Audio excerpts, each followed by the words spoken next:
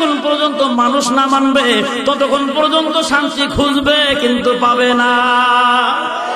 পাবে না যে আছে কোথায়? আমি রংপুরি বললে হবে না। রব্বে কারীম বলেন, ওয়ামান আরাদা আন যিকরি ফাইন্না লাহু মাঈশাতান দুনকা ওয়া নাহশুরুহু ইয়াওমাল কিয়ামাতি আ'মা ক্বালা রাব্বি লিমা হাশারতানি আ'মা ওয়া কাদ কুনতু বাসীরা।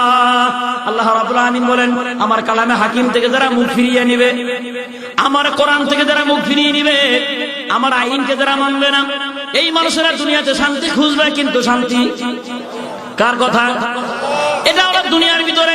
আরেকটা আয়াতে কারিমার ভিতরে আল্লাহ রাব্বুল আমিন মানুষদেরকে শোনা যায়, বলেন এই দুনিয়ার ভিতরে যারা কালামে পাকের আয়াতকে যারা অস্বীকার করে, আল্লাহ রাব্বুল আমিন বলেন, ইন্নাল্লাযীনা কাযযাবু বিআয়াতিনা ওয়াস্তাকবারু আনহা লা তুফাত্তাহু লাহুম আবওয়াবুস সামা ওয়া লা ইয়াদখুলুনাল জান্নাতা হাত্তা ইয়ালিজাল জামালু ফি সামিল খিয়াত।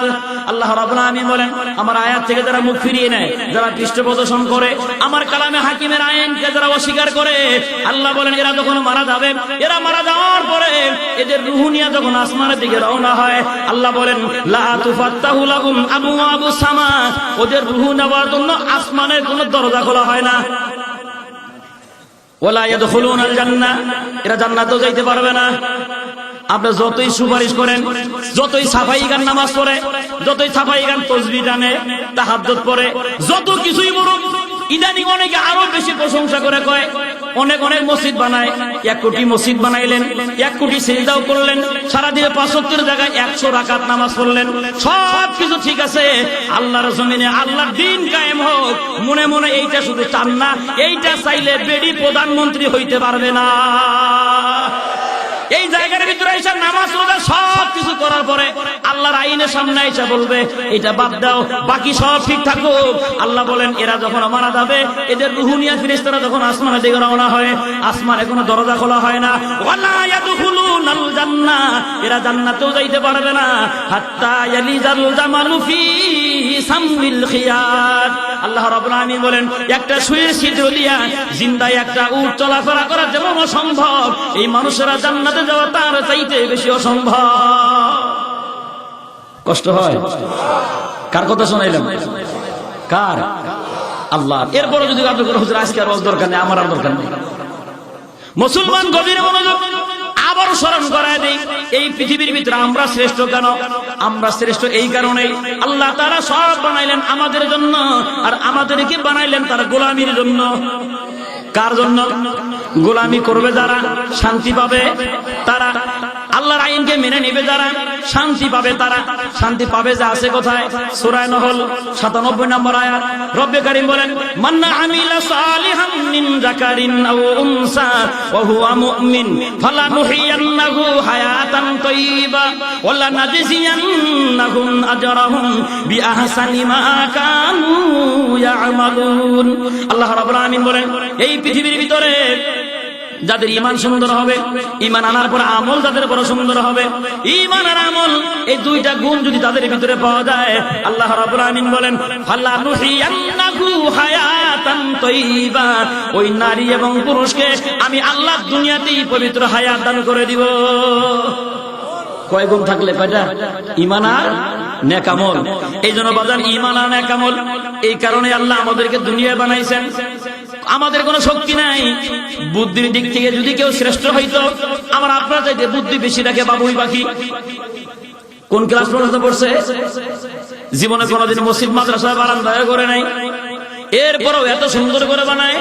ভিতরে আবার দেখবেন পার্টিশনও আছে, দেখছেন? আছে না পার্টিশন? ভিতরে পার্টিশনও দিচ্ছে। ওর মাথার ভিতরে এই মগজকে দান করলেন। এরপর আল্লাহ তাআলা তার সৃষ্টির সেরা জীব বলে নাই, অথচ আমি মানুষ এত সুন্দর করে লেখাপড়া করি, ইঞ্জিনিয়ার হই, শেষ পর্যন্ত রডের পরিবর্তে বাঁশ।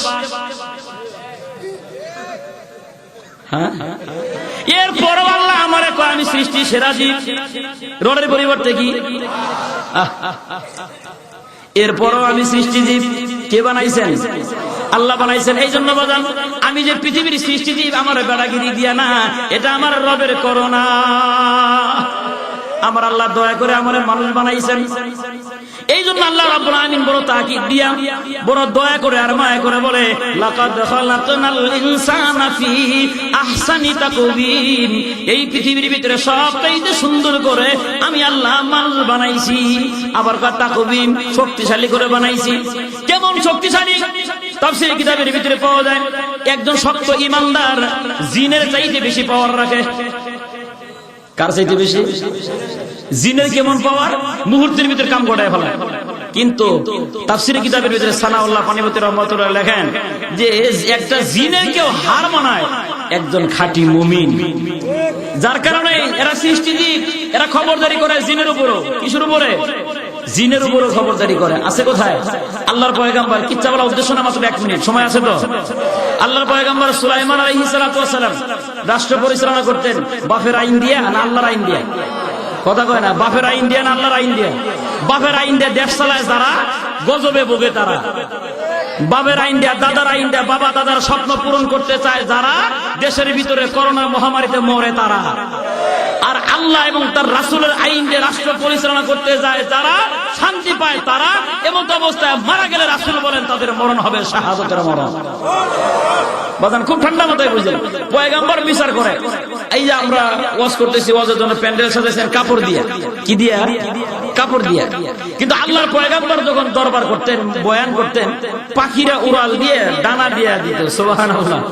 কি দিত? কি পাকা পাকা দিয়ে ডানা দিত। পয়গাম্বর বসে কথা বলতেছেন, হঠাৎ করে দেখে একটা জায়গা থেকে সূর্যের আলো এসে চেহারা লাগছে। পয়গাম্বর ডাক দিয়ে কাজে ফাঁকি দিল কে? সুবহানাল্লাহ। কি বোঝেন? ওহির বিদ্যা দিয়ে রাষ্ট্র পরিচালনা করলে পাখিও কাজে ফাঁকি দেয় না। আর যদি বাপদাদার মন করা আইনে দেশ চালাইতে যাই, যারা দায়িত্ব দেবে হ্যাঁ নিজেই আকাম করে। প্রমাণ নিবেন? আজ থেকে 1 সপ্তাহ আগে আমাদের রাজশাহীতে 11 জন পুলিশ অফিসার আবাসিক হোটেল ভাড়া নিয়ে গান্দা খাওয়া অবস্থায় ধরা খাইছে। আমরা কইলেই দোষ, মানে ওদের বেলায় আরাম, আমরা কইলেই হারাম। রাত্রি 24 ঘন্টা ওরা খালি ঘাড় মটকায় দিব, হাত ভাঙ্গে দিব, জবান বন্ধ করে দিব। এইটা ওরা কইলে পরে আরাম। আর আমরা যদি বলি ধর্মের বিরোধিতা করলে পরে আমরাও হাত ভাঙব, তখন কয় হুজুর এটা হারাম। তাহলে আমরা কইলে হারাম, ওরা কইলে, বুঝেন নাই? তাহলে বাদান কি বুঝেন? আল্লাহর আইনে যদি দেশ চলে, পাখিও কাজের ভিতরে ফাঁকি দিতে পারে, পারে না? পয়গাম্বর ডাক দেখো, দেখতে কই গেছে দুইটা হুদুদ পাখি, আর একটাকে খুঁজে বাড়ি করছে। কয় যাও আজকে দিব। কি কইছে? হয় জব করবো, নাহলে পাক টান দিয়ে ছিড়বো। দুইটার যে কোনো একটা। আর কি কইছে? উপযুক্ত প্রমাণ যদি আনবার পরে আজকের মতো মাপ পাইব। অন হুদুদে কয় বাইসে যাবো চল। পয়গাম্বরের সামনে গেছে, সালাম দেওয়ার পরে পয়গাম্বরে কয় গেছিলি কই? আয়া সালাম দিয়েই কয় হুজুর এমন একটা খবর নিয়ে এসেছি যে খবর আপনি জানেন না। সুবহানাল্লাহ কন না? মনে করেন আমাদের মাদ্রাসার ছাত্র যদি বলে যায়, আবার যেদিন মাদ্রাসা আসে কয় লাডিয়ান হুজুর আগে মাইরে দিয়ে না, মজার একটা সংবাদ আছে আগে হইল। আচ্ছা ওরা মারে, আচ্ছা আগে শুনে লই। শোনার পরে যদি এমন খবর শোনাইছে যেই খবরে ওস্তাদের জানা ছিল না, বড় মজার সংবাদ, ওস্তাদে কব আজকে তোরা মারে না, ওর এক কাপ লাল চা দে। ওরা কি দে? ওরা মজার সংবাদ নিয়ে আইছে রে, দে ওরা খাওয়া। কিসের কারণে? ওস্তাদের মজার একটা কি দিছে? সংবাদ দিছে। হুজুরে কয় পয়গাম্বর মারলে আপনাকে মারতে পারেন, জব করতে পারেন, পাখা ছিঁড়তে পারেন, কোনো আপত্তি নাই, তবে আমি একটা মজার সংবাদ নিয়ে আইছি। পয়গাম্বরে কয় শোনেন, এইবার কয় শোনেন, আপনার যেমন একটা রাষ্ট্র আছে, আপনি যেমন একটা চেয়ারে বসে দেশ চালান, একটা বেড়ি দেখে আইছি, বেড়িও দেশ চালায়। বেড়িও কি চালায়? তাফসীরে খাজানের ভিতরে লেখেন যেই মাত্র পয়গাম্বর শুনছে বেড়ি দেশ চালায়, পয়গাম্বর চেয়ারের মধ্যে লড়াতে বসে কষ্কিরে, যেই বেড়ি মাসে 3 দিন 4 দিন শরীর নাপাক থাকে, হ্যাঁ আবার দেশ চালায় কেমনে? বোঝেন না? কামের বাবু খালি করে বেতন বাড়াও। বোঝেন নাই কথা? বাদান খুব গভীর মনোযোগ। পয়গাম্বর ডাক দিয়ে কয় আরে বেড়ি আবার দেশ চালায় কেমনে? মিথ্যে কথা। ও না হুজুর 100% সত্য কথা, আল্লাহর আইন মানি, আপনাকেও শ্রদ্ধা করি, আমি দেখে এসেছি। পয়গাম্বরের কাছে দেখলি তো ভালো কথা, আর আমি একটা সিডি দিলে দিবার পারবি? কয়েক বুঝলে হুজুর পারবো তো। পয়গাম্বর এবার সিডি লেখে ইন্নাহু মিন সুলাইমান ওয়া ইন্নাহু বিসমিল্লাহির রহমানির রহিম। চিঠি লিখতেছেন, এটা আল্লাহর ওয়াস্তে পয়গম্বর সুলাইমানের পক্ষ থেকে দিলাম। এরপরে শব্দ লিখলেন, হয় কালেমা পড়ে মুসলমান হও, না হয় যুদ্ধের জন্য তৈরি হও, দুইটার যে কোনো একটা। হুদুদের সিডি দিয়ে কয়, সিডি নিয়ে খালি পৌঁছাইলে হইব না, সিডি পাওয়ার পরে ওদের প্রতিক্রিয়া কি এটা শুনবি, বুঝবি, পড়ায় আমার করবে। হুদুদে বড় শুনছে, আমি আপনাকে কিচ্ছা শোনাই দিছি। আমার বোঝানোর উদ্দেশ্য, একজন সুন্দর মানুষ, এই পৃথিবীতে মানুষ সৃষ্টি জীব, যদি তার যোগ্যতা থাকে, সে জিন কেউ হার মানায়। কারে হার মানায়? জিন কেউ হার মানায়। পয়গম্বর চিঠি দিলেন, হুদুদরে বলে দিলেন, চিঠি দেওয়ার পরে ওদের ভিতরে কি সিদ্ধান্ত নাই এটা শুনবি, তারপর আমাকে এসে বলবি। হুদুদে কয়, যাবো না, আপনার প্রতিটা কথা কাজে লাগাবো। হুদুদে দৌড়ে গিয়ে হাম্মাম খানায় গেলেন। রানী বিলকিস সুন্দর করে গোসল করে আরাম করতেছে, বুকের মধ্যে চিঠি লাগা, সানসেটের উপরে গোয়েন্দা বসে রয়েছে। ঘুম ভাঙার পরে দেখে বুকের উপরে চিঠি। আরে সর্বনাশ, চিঠির ভাষা বড় মারাত্মক। ইন্নাহু মিন সুলাইমান, এটা পয়গম্বর সুলাইমানের পক্ষ থেকে, এটা আল্লাহর পক্ষ থেকে, হয় মুসলমান হও আর না হয় যুদ্ধের জন্য তৈরি হও। রানী বিলকিস অমনি তার মন্ত্রী পরিষদকে ডাক দেয়, সবাই বসে ডাক দিয়ে কয়, দেখো চিঠি, ভাষা বড় মারাত্মক, এখানে লেখা আছে হয় মুসলমান হও, না হয় যুদ্ধের জন্য তৈরি হও। ওরা তো জিন জাতি, সব দ্বারা কয় কিসের মুসলমান হব, যুদ্ধের জন্য তৈরি নিলাম। এইবার রানী বিলকিস কয়, লাভ পারিস না, যারা লাভ পারে বেশি তারা মার খায় বেশি। কি কয়? যারা লাভ পারে বেশি মার খায় বেশি। খুব বুদ্ধিমত্তা নারী। লাফালাফি করিস না, ঠান্ডা মাথায় চিন্তা কর, আগে পরীক্ষা করে দেখ এটা পয়গম্বর না সাধারণ মানুষ। যদি পয়গম্বর হয়, যুদ্ধ করবার গেলে সাফার দাঁত থাকবো না। পয়গম্বর শক্তি দিয়ে যুদ্ধ করে না, পয়গম্বর যুদ্ধ করে কার মদদে? তাহলে পয়গম্বরের ওয়ারিস যারা, এরাও মাঠে থাকে কার মদদে? আমাদেরকে যারা শুধু বলে আসো খেলা হবে, আসো খেলা হবে, আরে বেটা কারে ভয় দেখাস? আমরা 313 জন 1000-এর মোকাবেলায় বদরে খেলছি। আরে বেটা কারে ভয় দেখাস যে মাঠে নামো খেলা হবে? খেলা যে শুরু হয়েছে তোর তো খবরই নাই। আমরা জুব্বা গাই দিয়ে গুনি, ওরা শুধু বলতে যে জুব্বা বলা যায়, আল্লাহ দিলেন করোনা, জুব্বা নবীর সুন্নাত, জুব্বা পড়তে পারবি না, 30 টাকা গজের পলিথিন কাগজ পিন্দা ঘুরামো। কি পিন্দা ঘুরে? এটাই কই, বোঝে না, কামের বাও খালি কয়। বুঝতেছেন কথা? টুপি নিয়ে যারা ব্যঙ্গ করলো, আল্লাহ সুন্দর একটা গজল দিয়ে দিল, সুন্নত মাথায় কখলা জুটবো না, জালি বিন্দা ঘুর। অন কি বিন্দা করে? খেলা হইতেছে তো, আরো মজার খেলা শোনাই। করোনার বয়স দিনে দিনে বাড়ে, প্রাইমারি স্কুল বন্ধ হয়, প্রাইমারি সব ছাত্র আমাদের নুরানিতে ভর্তি হওয়া শেষ। খেলবি আর মাঠ পরিষ্কার, কেরা খেলাইতেছে। এই জন্য এখন আমাদের খেলতে হবে না, আমরা তো আগেই খেলা শেষ করেছি বেটা, এখন আল্লাহ খেলে আমরা দেখি কে খেলে। আরো মজার তথ্য শোনাই, স্বাধীনতার 50 বছর পরে জুনায়েদ বাবুনগরের রিমান্ডে নিয়ে যে পুলিশ অফিসার মারল আপনাদের হালুয়াঘাটের ঐশীর বাপ, আল্লাহ খেলা এমন জমাইল রে বাবা, ঐশী নিজে তারে কি ডাইরেক্ট কুরবানি বিসমিল্লাহ ছাড়া কি দিল, খেলা কে খেলাইলো। এই জন্য বাজান আল্লাহর মারের কোনো আওয়াজ নাই, আল্লাহ মারলে কোনো আওয়াজ হয় না, আওয়াজ হইলে মায়ের হয়। খুব ঠান্ডা মাথায় বুঝলেন, আগে পরীক্ষা কর, যদি আল্লাহর পয়গম্বর হয় তোরা যুদ্ধ করে পারবি না, পয়গম্বর আল্লাহর আদেশে যুদ্ধ করে, সাহায্য করে আল্লাহ। আর যদি মানুষ হয় তাহলে যুদ্ধের জন্য তৈরি নিয়ে, তাহলে আপনি বুদ্ধিটা দেন। এবার আমি বিলকিসে কথা, এক কাজ করো, তোমরা 7 জন পুরুষ নারীদের পোশাক পরো, আর 7 জন নারী পুরুষের পোশাক পরো, এই অবস্থায় পয়গম্বরের সামনে যাও। যাওয়ার পরে যদি ধরতে পারে তাহলে বুঝবা এটা আল্লাহর পয়গম্বর, না ধরতে পারলেই বুঝবা এটা নবী, না ধরতে পারলেই মানুষ, ধরতে পারলেই নবী। এরা পরামর্শ করে, শুনতেছে কারা? আল্লাহ হুদুদে শুনতেছে না, গোয়েন্দা তো বইয়ে দিছে, আমি তো যাই না। ওরা পরামর্শ করে, গোয়েন্দা মাতালা রেখে কয়ে দেবো, যাওয়ার আগে কয়ে দেবো। সুবহানাল্লাহ। কয় 2 নাম্বার, 7টা স্বর্ণের ইট নাও। গল্প শুনাই দিছে তাফসীরে খাজানা ভিতরে হুবহু এইভাবে লেখা আছে, 7টা স্বর্ণের ইট নাও, হাদিয়া তওবা হিসেবে 7টা ইট নিয়ে যাও। যদি সাধারণ মানুষ হয়, স্বর্ণের লোভে পড়ে তোমাদের 7টা ইট সে গ্রহণ করবে। আর সাবধান, সতর্ক থাইকো, যদি আল্লাহর পয়গম্বর হয় একটা ইটও তোমাদের কাছ থেকে নিবে না। হুদুদের গাইডাও শুনলাম। এবার 3 নাম্বার একটা কৌটা আনলেন, এইটা না সামনে দিবা, যদি খুলতে পারে মনে করবা নবী, খুলতে যদি না পারে মনে করবা সাধারণ মানুষ। আগে পরীক্ষা করে আসো, সুন্দর করে এরা পরামর্শ করতেছে, কাপড় চোপড় গোছাইতেছে, আসবো। এইদিকে হুদহুদ উড়াল দিয়ে পয়গম্বরের সামনে আসসালামু আলাইকুম। হুজুর গোয়েন্দা হাজির। কি পরামর্শ? আইতেছে 7 জন বেডি, এরা কিন্তু আসলে বেড়া। আসতেছে বেডির পোশাক পইরা, এরা আসলে বেড়া। আসতেছে বেড়ার পোশাক পইরা, এরা আসলে বেডি। যদি আপনি এটা বলতে পারেন তাহলে মনে করবো আপনি আল্লাহর নবী, বলতে যদি না পারেন তাহলে মনে করবে সাধারণ মানুষ। 2 নাম্বার, ওরা আসতেছে আপনার দরবারে 7টা ইট নিয়ে। কয়টা? যদি নেন তাহলে মানুষ, না নিলে না নিলে নবী। তাই নাকি?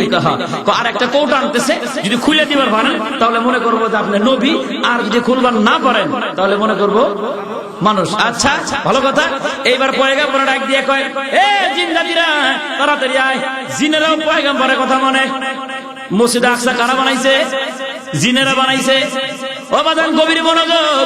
পয়গম্বর জিনেরা ডাক দিলেন, এ জিনের সর্দার তাড়াতাড়ি আয়। হুজুর বলেন কি করতে হবে? কি করতে হবে? হুদুদ বলছে ওরা 7টা স্বর্ণের ইট আনে, তোরা সেকেন্ডের ভিতরে আমার গোটা দেশের ভিতরে স্বর্ণ দিয়ে লেপ দিয়ে দে। জিনেরা দিলে কয়দিন লাগবো? মুহূর্তের ভিতরে দেওয়া শেষ।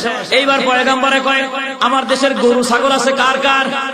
সবাই হাত তোলা। আমার আছে। স্বর্ণের মাঠে নিয়ে হাসার দে, যেটা আমার উত্তরে কয় গোসুর দে। আপনাদের দিকে কি কয়? লম্বা দড়িতে খোঁড়া গারে, এটা কি কয়? বুঝান পারি নাই। গরুর গলায় এক পাশে বান্ধা থাকে, আর এক পাশে একটা লাঠি থাকে, লম্বা 20 হাত 25 হাত এক গাইরে রাখে, এটা কি কয়? খুঁট গারে। আর এই যে গরু যে ঘাস খায় রেখে হাসার দিচ্ছে, এটা কয় না কি কয়? আচ্ছা, যাই হোক, বুঝে ব্যাপারটাছি তো। আচ্ছা, এখন কয়, এই তাড়াতাড়ি গরু ছাগল নিয়ে আয়, সব এখানে রাখ। গরু ছাগল যেটা প্রস্রাব করে স্বর্ণের মাঠে। সুবহানাল্লাহ। ওরা আসতেছে কয়টা ইট নিয়ে। আস্তে আস্তে পয়গম্বরের রাষ্ট্রে ঢুকতেছে, 2 সামনে চোখ জবাবে নিচে। সর্বনাশ। যেদিকে তাকা খালি কি ফালা তাড়াতাড়ি। যেই দেশে স্বর্ণের মাঠে গরু ছাগল প্রস্রাব পায়খানা করে, এই দেশে যাইতেছ 7টা ইট নিয়ে। কালেমা পর। আরো 2 দলে কয়, আরো তো 2টা আছে, কত 1 পৃষ্ঠা বেশি বুঝোস? বুঝতেছেন তো? আচ্ছা, কি করতে হবে? চল সামনে আগে। সামনে আগে আর জিমা যায়। ইট আছে না ফালাই দিছে? কথা কয় না? কি করছে? ফালাই দিছে। পয়গম্বরের ঘরে ঢুকতেছে, অমনি পয়গম্বর বলে, দাঁড়াও। যারা পুরুষের পোশাক পরা তারা নারী চেয়ারে বসো, আর যারা নারী পোশাক পরা তারা পুরুষের চেয়ারে বসো। কপাল মাফে ধরা খাইছে। যুদ্ধ করবো চাইছিলাম না, হ্যাঁ, হাড্ডি পাউডার হয়ে যেত একবারে। এটা তো মানুষ না, এটা কি আল্লাহর পয়গম্বর। এখন কইতেছে আরেকটা তো আছে, দিয়ে সামনে কোটা নিয়ে দিছে। পয়গম্বর খুলবে ভাব। এই টাইমের ভিতরে উপর থেকে একটা পোকা পড়ছে। পোকার কি কামান আছে, হাত পা আছে? নাইমে কয়, আল্লাহ আমার জবানটা দিয়ে দাও। আল্লাহ দিয়ে দিছে জবান। পয়গম্বরের সালাম দিয়ে কয়, পয়গম্বর আপনি খুললে আপনার ইজ্জত কইমা যায়। আমি তো আল্লাহর গোলামি করি, আমি আল্লাহ তো আপনার জন্য গোলাম বানাইছেন, আমার অনুমতি দেন, আমি খুলে দিই।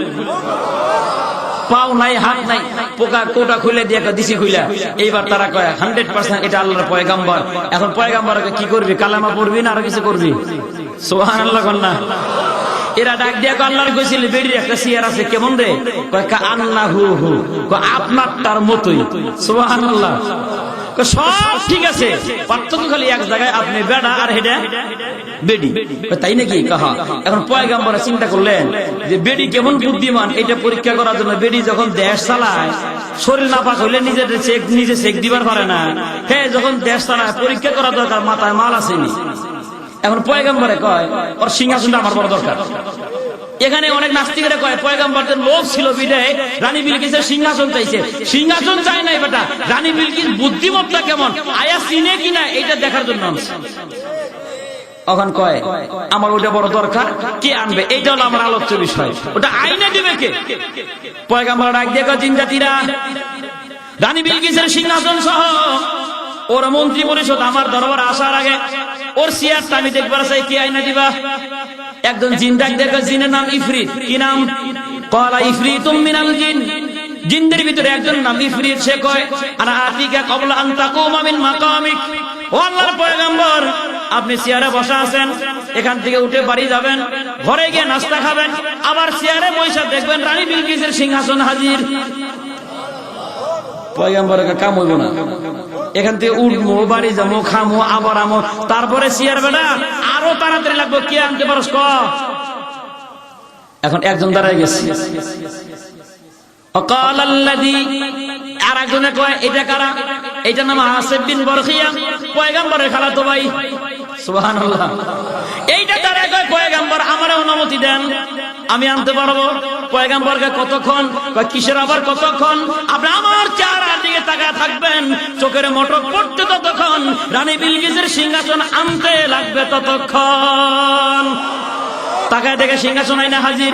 এই বাটা কেমনে আনলো? পয়গাম্বর ডাক দিয়ে কয় কেমনে আনলি?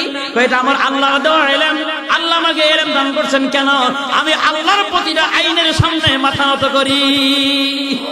কি বুঝলেন? একজন মুমিন সে যদি আল্লাহর খাস বান্দা হয়, আল্লাহকে যদি রাজি খুশি করতে পারে, গোটা জাতির উপরে সে খবরদারি করতে পারে। এটাই বলছিলাম, একজন ইমানদার জিনের উপরও খবরদারি করতে পারে। এই জন্য মানুষের এত পাওয়ার কে দিলেন? এই জন্য আল্লাহ বলেন লাকাদ খালাকনাল ইনসানা ফি আহসানি তাকওয়িম। পৃথিবীতে সবচেয়ে শক্তিশালী করে, সবচেয়ে সুন্দর করে মানুষ বানাইলাম।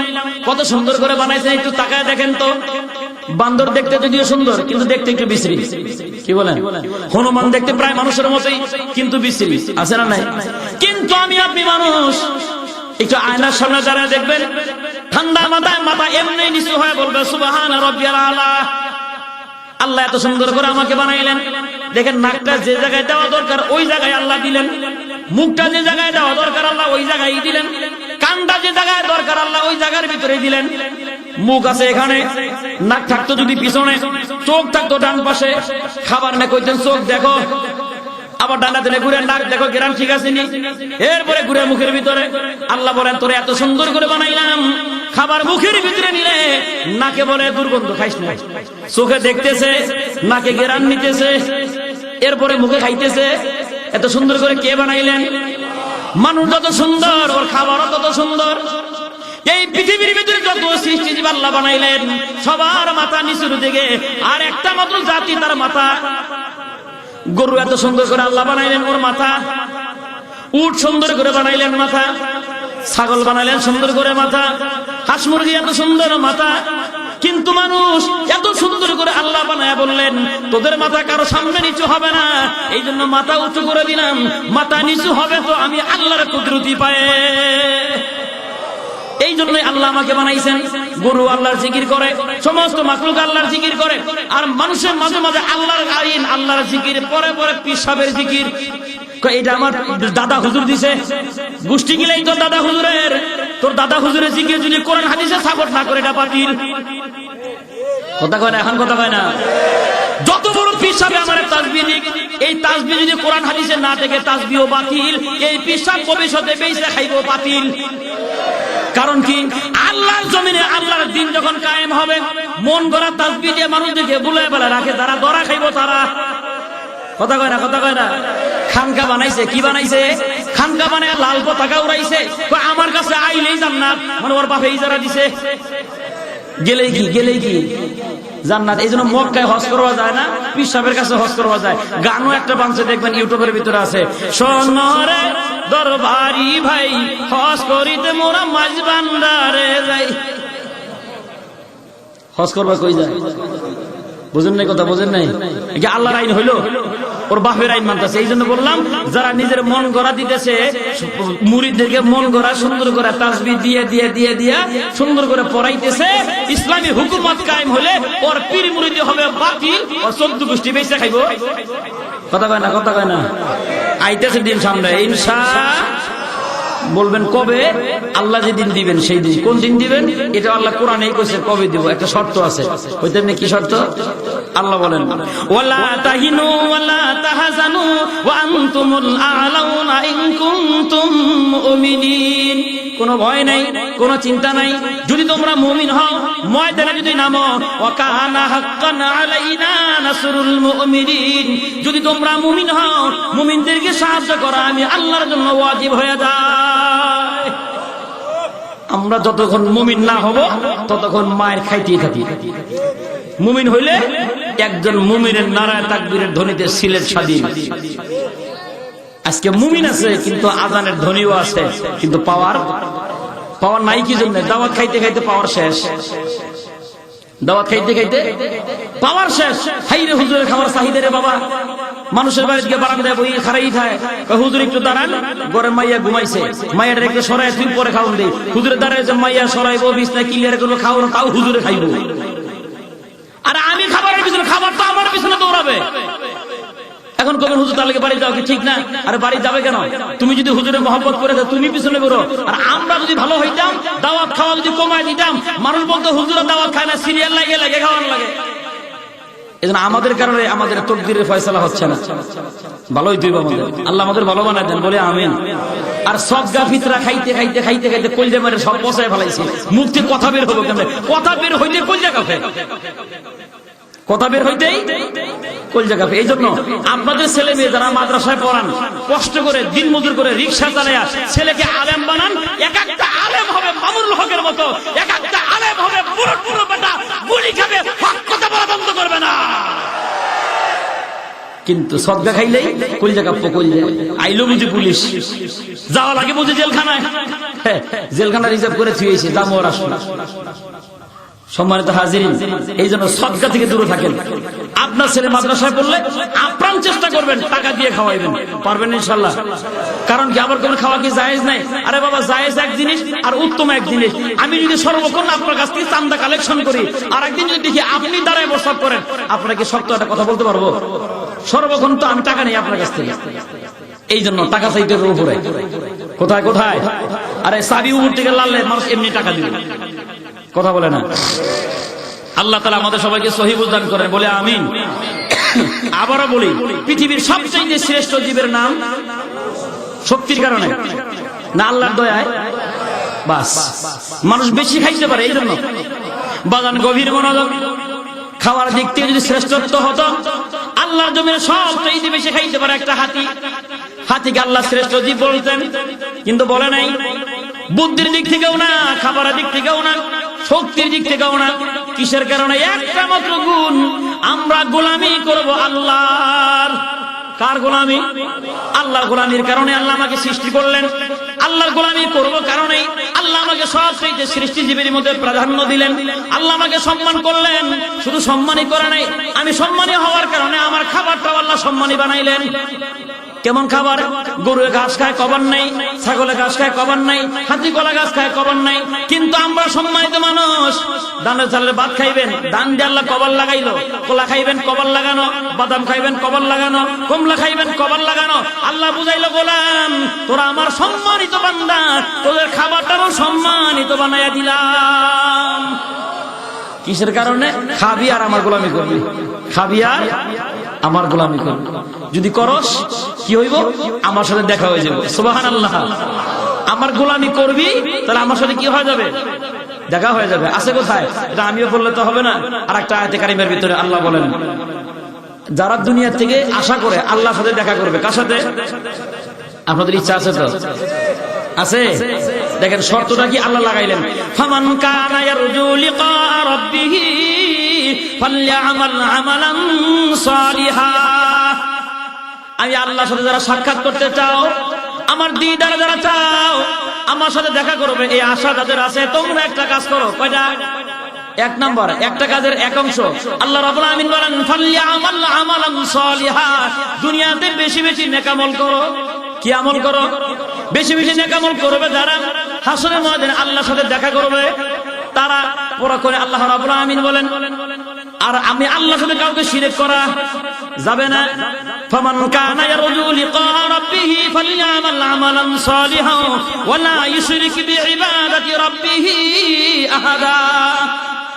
আমার গোলামি করবি, ইবাদত করবি, বেশি বেশি নেক আমল করবি, আর আমার সাথে কাউকে শরীক করা, এই দুইটা গুণ থাকলে আল্লাহ নিজে বলতেছেন আমি তোর সাথে দেখা করব। সুবহানাল্লাহ। তাহলে দেখা করার এক নাম্বার গুণ কি কইলেন? নেক আমল। কি আমল? নেক আমল। নেক আমল কি?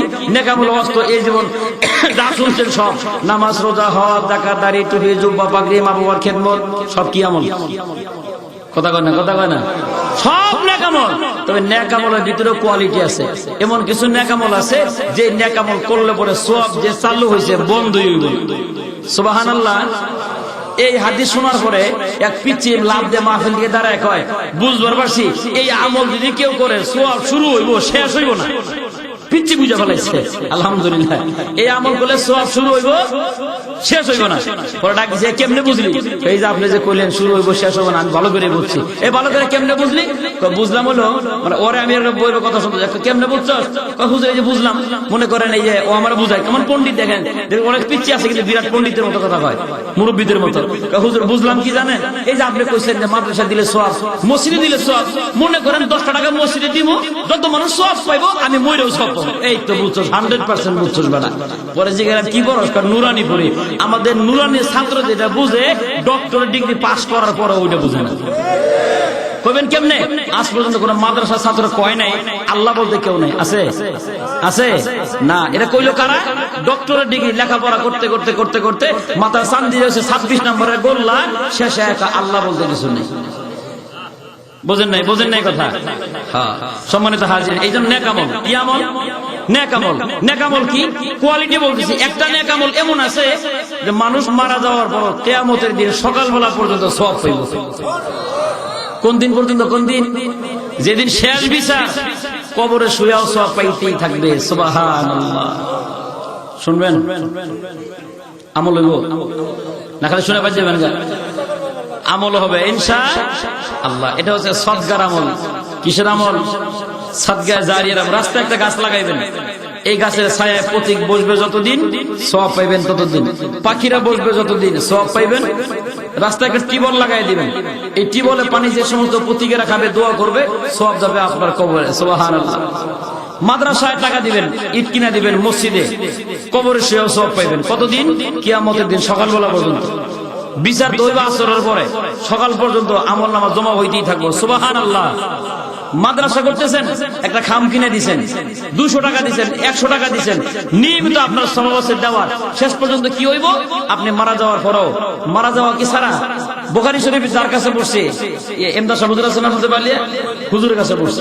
হুজুরের কাছে আমি শুনছি, হুজুরের ক্লাসের মধ্যে বলতেছেন, যদি কোন নওজোয়ান মানুষ জোয়ান কালে দান করছে, বুড়া বয়সে সম্পদ নাই, দানও করবার পারে না, তখন আল্লাহ ফেরেশতাদেরকে বলেন, ও যৌবন কালে দান করে যেভাবে তোরা সওয়াব লিখছস, সওয়াবের ধারাটা এইভাবে লিখতেই থাকে।